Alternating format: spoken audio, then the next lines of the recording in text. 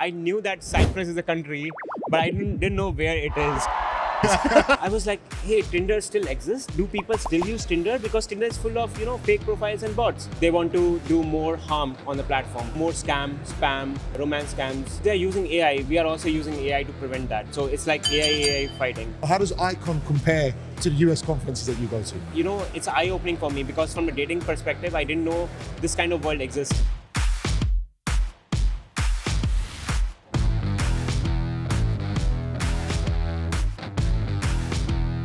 Welcome to the iCom podcast. My name is Alex, and today we're joined with a special guest from across the pond. His name is Manish. Thank you so much, Alex, to have me in the podcast. As you mentioned, my name is Manish, and I'm a product manager with Tinder. With Tinder, I've been with for 2 years, and I handle the security, trust and safety, identity platform with Tinder. Yeah. I'll get started even one step back from that. You're originally from India.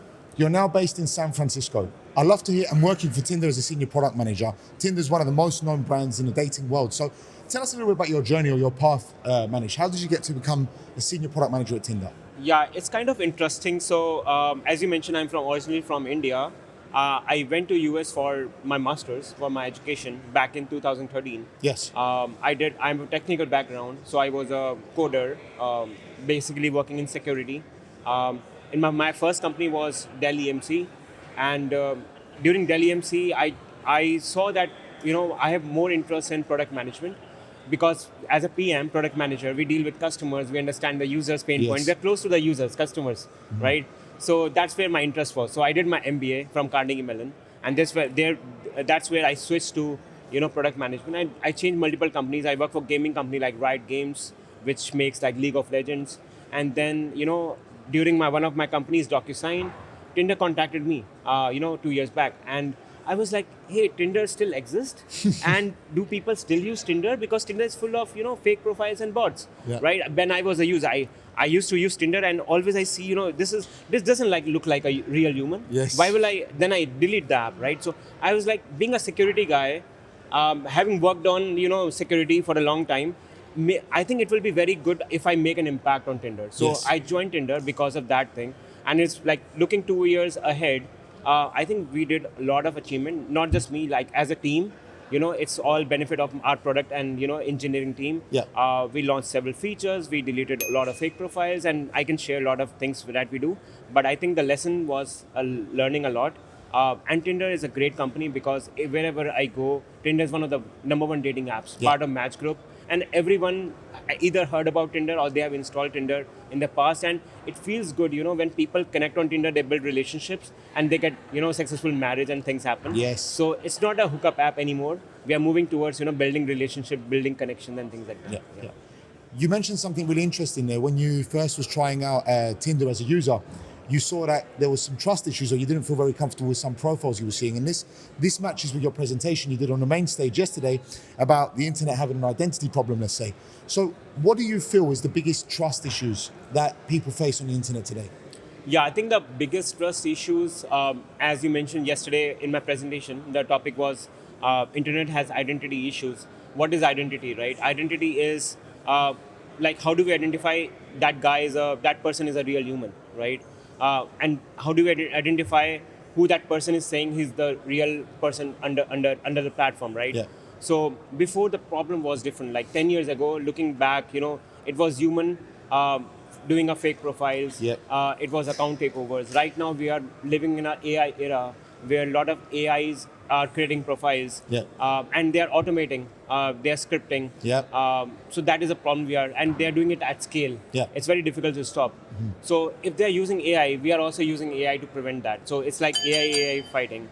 So that's the problem is, how do we correctly, without use of friction, and not deprecating user experience, identify who the person is behind the profile is a real human, and the real human. How does he behave in our platform? Is he a good real human? Is he bad real human? He's a scammer, spammer. Does he do commercial or romance scams? So that's kind of challenge. That's what the topic was yesterday. Like how do we identify what kind of signals we get and things like that. It's really interesting. You mentioned AI because that was one of my next questions for you as well. And I mean, looking through iCom, you can see how much AI is going on, and obviously as the years go along, you can see how much more AI is getting involved in our vertical. But you mentioned that AI could also be a negative effect, but also it could be a positive effect through better verification and scaling on verifying and double checking all these security measures. So in 5 years' time, where do you think AI will be pushing more? An advantage in security or a disadvantage in security? Yeah, that's a good question. So there has to be a balance between, how AI can be used by a bad person and for good good purposes. advantage. Yeah, Exactly. yeah. From the bad person perspective, they want to do more harm on the platform, like more scam, spam, romance scams, Yeah. commercial sex, which we have seen. That's the highest amount of harm they have done on our platform. And we are, why Tinder is treated by those, bad actors is because we have highest amount of monthly active users. We are 40 million monthly active users. Wow. We are in like billions of revenue, and people pay for this Tinder thing. So how do we use AI to prevent that, right? So what we do is, giving an example. So whenever like if I see a fake profile, I report that fake profile. We have a face check where we verify your face with the photos, and we Okay. see whether your face is a guy and your photos are of a girl. Then it's a mismatch. Yes. We flag that and we remove that. That goes into a manual review. A manual person has to review and see whether it makes sense. Should we block it? Should we ban it? Should we warn you? Should we do this? Now we are automating all of that, because Okay. every day we get around 5,000 cases, and doing that humanly is not possible. Yeah. So if the AI is doing harm through automation, we have to do scaling of our trust system, authenticity, automation as well, so that Yeah. we can balance this out. So that what I'm saying is, in the future, I see AI using for good as well as bad. Yeah. And we have to cope up for that as well. Yeah, totally agree with you. And obviously, apart from the AI perspective, you mentioned a lot about user behavior, human behavior. And I have to say, Manish, I'm jealous of you being at Tinder and seeing 40 million users on a monthly basis and the human behavior behind that. It must be fascinating. But what's something people consistently misunderstand or misinterpret about dating apps in your perspective? Yeah, what people misunderstand about dating app is, people think that dating app, first there's multiple things. One thing, they think that the dating app doesn't work, and it's good to have in real life connection, Yeah. like going out, in a bar or in a social setting and meeting someone. That is fine. I think that's what my father and grandfather used to do during that time. Yeah. But now that's not made for everyone, right? We have a lot of different personality of people. We have introverts. We have people who are busy. So how do we make sure we connect with them? Yes. And Tinder is specifically based for Gen Zs, people who are between 18 to 24 years of age. Yeah. People in colleges, they are about to get graduate. But Tinder can also be used by 30s and millennials as well.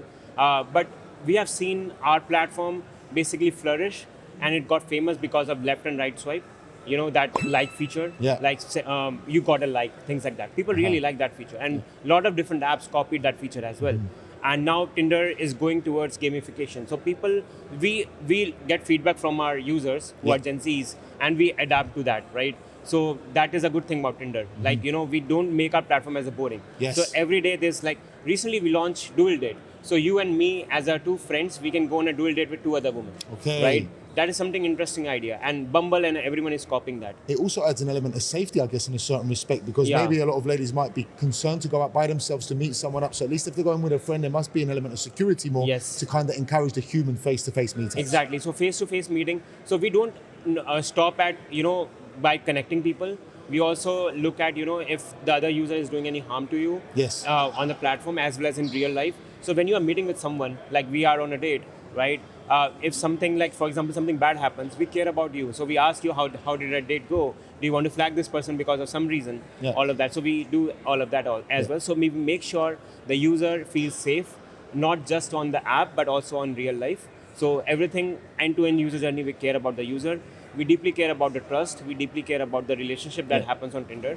That's why Tinder is one of the great companies to work for. But that sort of answers my next question as well. You've been catching all of my questions, Manish. So the next question for me is, Tinder's a global brand, probably the biggest name out in the dating world in itself. You mentioned swipe left, swipe right, which, I totally agree, and everyone copies that and tries to kind of mimic what Tinder did. I think that was a breakthrough for you guys. I also don't think you mentioned a keyword, which is care. Tinder cares about the user, where many other dating apps might not be so careful of the users. But is there anything else that you can think of or tell us that Tinder is doing fascinatingly well, or something that really stands out for them? Yeah, I think what we are doing, I can tell you how we are different than other dating companies. First of all, we are one of the, as you mentioned, is one of the biggest dating company. We are part of Match Group, and Match Group also owns other brands like Hinge, OkCupid, Plenty of Fish, League, and every app is kind of different, Yeah. and they have a different goals and different geographies, maybe different kind of user experience and all of that. What makes Tinder different is we are present in 190 countries, all of the Okay. countries, everyone uses it. Super global. So on daily basis, I look at the chart metrics. If the graph is going down or up for the things which I care about, which is logins, sign up, authenticity, trust and safety, bad people coming to our platform, blocked people, reporting, everything. So Yeah. that's what we look at.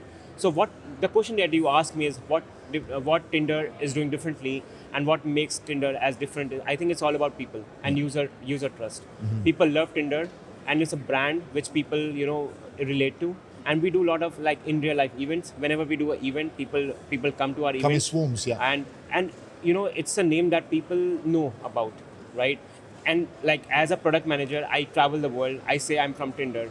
People recognize that name, Yeah. and people know that Tinder actually works. You can connect with other people on Tinder, and we basically listen to users' feedback. So, for example, recently there was a user whose account was by mistakenly blocked.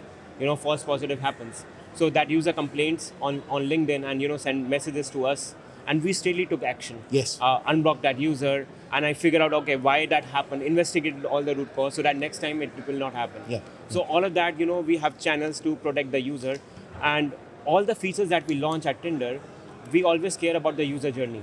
Like whether this adding a new screen will affect our user base, will that basically drop the registration, will that affect the user count and Yeah. all of that, whether this makes sense or not, whether we can combine this screen with the other screen to make the user experience better, how we can help the user to onboard quickly, because as a user we want them to start using Tinder, Yeah. not stuck on onboarding. Upload your selfie, upload your ID, upload, like, add your name, your age, your photos should be Yeah. this, your photo should be that. We want that to happen as quickly as possible. Yeah. Then start using Tinder. Yeah. Yeah, so kind of going for the whole experience of it, Yeah. not just the beginning point. if you like. Exactly. Yeah. Okay, we're coming up to the last couple of questions of the podcast. What's one major breakthrough you would predict in the next 5 years in the dating market? So it's an interesting era we are living right now. The AI is at a boom, and it's more becoming, the next fascinating thing in the world. Yeah. I think we are still at the edge of AI. So next thing is like, bad people will be using AI a lot, and we have to just catch up with those bad people. Yeah. And we have to work towards our identity. Identity is at the neck. Protecting good users Yeah. and preventing bad users to come to our platform, because if we do a good job at identity layer, then less bad people will come to our platform, and they will create less scam, less spam inside the product, because most of the fraud happens inside the product, and Yeah. we get less signals over there. So next 5 years, I will see more fake profiles will be created. People will be using Tinder for money laundering, romance scams, crypto scams. They are coming off platform. Oh, let's come to Snapchat. Let's come to this platform and Yeah. exchange photos, and you providing money. Yeah. Those kind of stuff. So we need to be very proactive. Right now we are working on reactive mode. Things happen and then we block it. Yeah. I think before things happen, we need to start working. How we can stop it. Yes. So that is where, as a product engineering person and team, we have to think about that, and also thinking about the user experience and balance without creating harm on good users.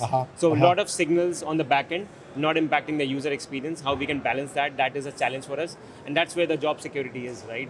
Okay. Every day we are working on continuously helping users. Yeah. How we can do that, how we can do this. So that's where I see.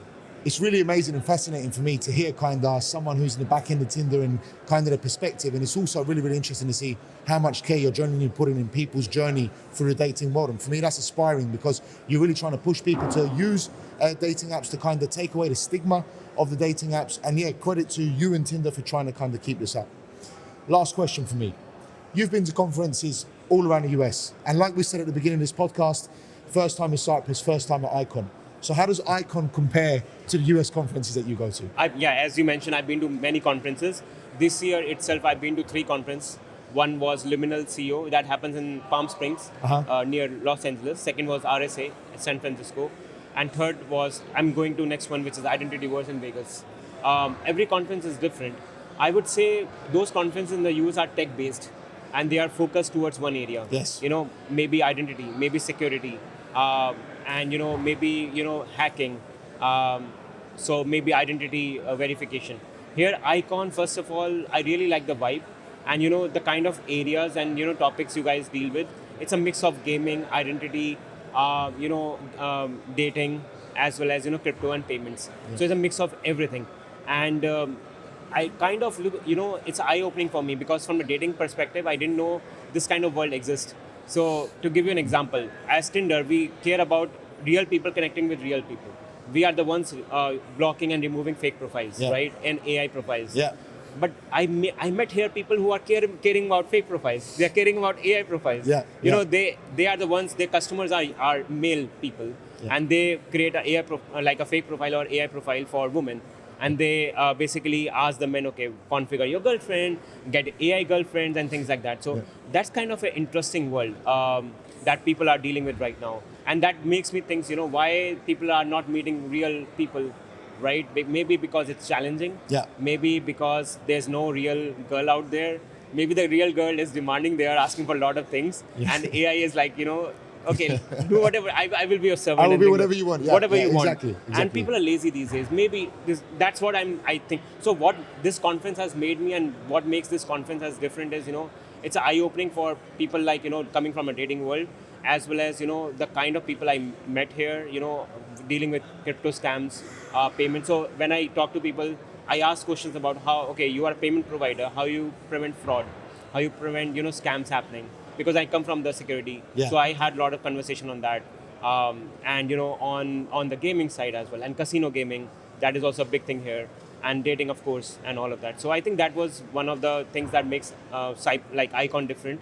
And Cyprus, as you mentioned, is first time for me here. It's an island based in Mediterranean Sea, very beautiful country and all of that. So first time for me. It's a long flight though, but it's worth coming here. And thanks for you to sponsor. Pleasure, pleasure, absolute pleasure. Yeah, Thank so- you for coming. Yeah, I think overall it worked out. It's a win-win for you and me. I learned something. You also learned something. 100%. And yeah, I want to take this relationship forward, and would like to come in next one and see if I'm still in the gaming. So the thing is, like, I get bored easily. So I change companies very Okay, quick. well, I need to make sure I bring you at least to the next event. Yeah. And yeah, I totally agree with you. You've done a huge travel to come over here. It's the first time in Cyprus's history that we've had Tinder on our island and someone like yourself represent him. So I want to say a big thank you to you, a big thank you to Tinder. And yeah, I hope the travel next year will be worth it back over if you're still there as well. Yeah, So thank you so much for having me. It was a pleasure to have this conversation. no problem at all, no problem. Well, guys, this was Manish's Icon podcast.